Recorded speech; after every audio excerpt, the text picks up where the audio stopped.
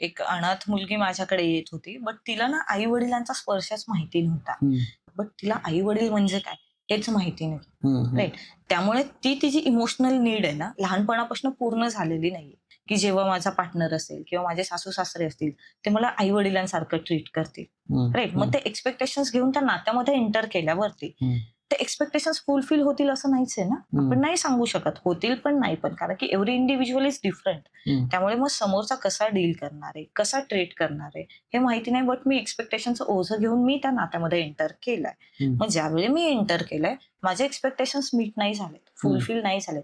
त्यामुळे काय झालंय, मग मला सॅड वाटायला लागलंय. मग मला इमोशनली मी अजून व्हल्नरेबल झालीये.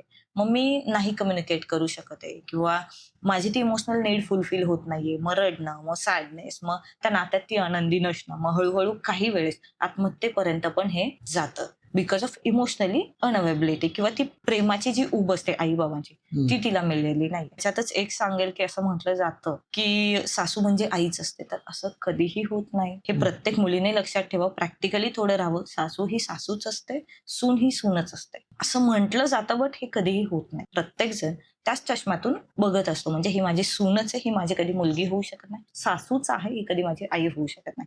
आणि त्याच्यामुळे मग तुमच्या नात्यामध्ये वाद, स्ट्रेस आणि या सगळ्या गोष्टी, ओव्हर थिंकिंग हे वाढायला